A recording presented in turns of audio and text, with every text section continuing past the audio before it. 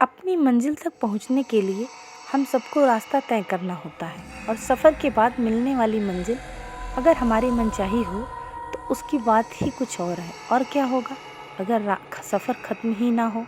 क्या होगा अगर रास्ता अनंत हो?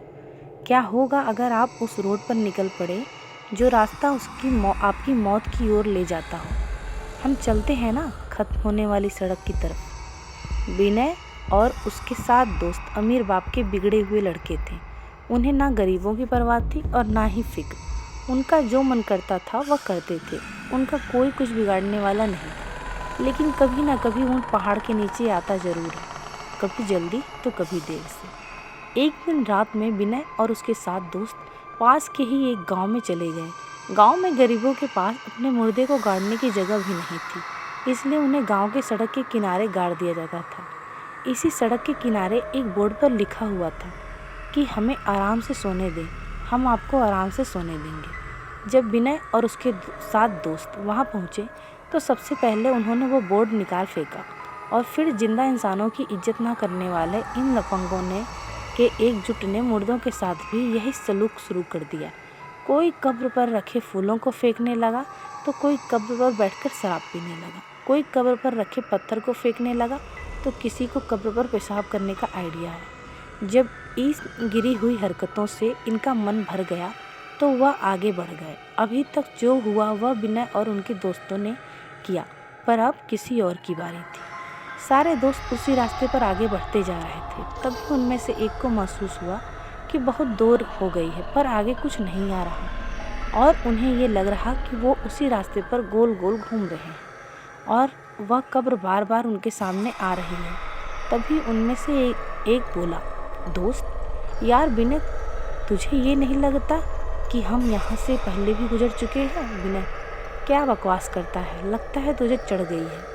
2-3 घंटे और चलने के बाद दोस्त की नज़र उसकी घड़ी पर जाती है और उसकी घड़ी पर 7 बज रहे हैं और यह शाम के 7 बजे तो नहीं हो सकते, मतलब यह सुबह के 7 बजे हैं। और अब तो वो इस बात को समझ जाते हैं कि ना तो ये रोड ख़त्म हो रहा है और ना ही रात।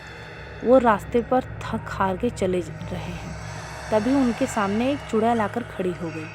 उसके बालों से उसका पूरा मुंह छुपा हुआ था, केवल उसकी एक लाल आंख नजर आ रही थी।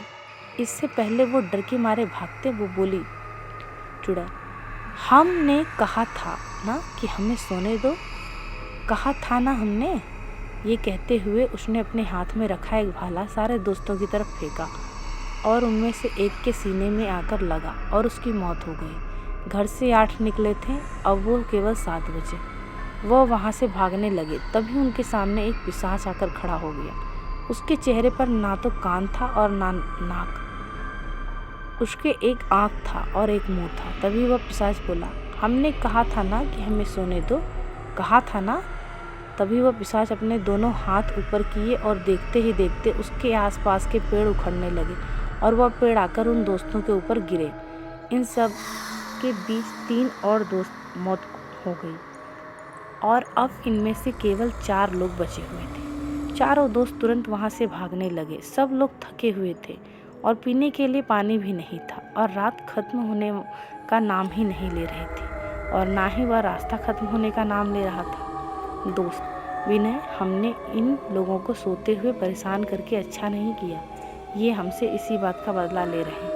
विनय, हाँ, इतना तो हर बेवकूफ़ को समझ आ गया है कि ये लोग हमारे साथ ऐसा क्यों कर रहे हैं। कोई सलूशन बताओ, नहीं तो मुंह खोलकर ऑक्सीजन वेस्ट मत करो। इतने में उन्होंने देखा कि रोड में एक गड्ढा हुआ है और उनमें से एक दोस्त गड्ढे में जा गिरा। अब 3 दोस्त बचे थे। तभी उनमें से एक दोस्त बोला, दोस्त, क्या ना हम अपनी गलती सुधारें। हमने जो कुछ भी उन कब्रों का किया है, अगर हम उन लोग को ठीक कर दें तो शायद हमारी जान बच जाए। विनय, बिल्कुल ठीक कहते हो, चलो। ये कहकर वह तीनों वापस उसी कब्र की तरफ चले गए और वे जो फूल उन्होंने फेंके थे वापस उसी कब्र पर रख दिए। जो पत्थर उन्होंने फेंके थे वो वापस वहाँ पर लगा दिया। जो शराब की बोतल कब्र पर रखी थी वो वहाँ से हटा दिया और जिस कब्र पर पेशाब की थी उसे भी साफ कर दिया। वो ये सब कर रहे थे तभी आसमान से एक चुड़ैल उड़ती हुई आई और एक को ले गई। अब 2 ही बचे थे। दोस्त, अब हम क्या करें? विनय, हमने तो सब कुछ सुधार दिया तब भी कुछ नहीं फ़र्क पड़ रहा। विनय, रुको, तुम्हें याद है सबसे पहले हमने वो बोर्ड निकाल कर फेंका था। दोस्त, हाँ हाँ बिल्कुल ठीक कह रहे हो, आओ उसे ठीक करके वापस लगा दिया जाए। यह कहकर दोनों वापस बोर्ड को वापस लगाने चले गए। तभी उनके सामने वही चुड़ैल और पिशाच आ गए और उनकी तरफ बढ़ने लगे।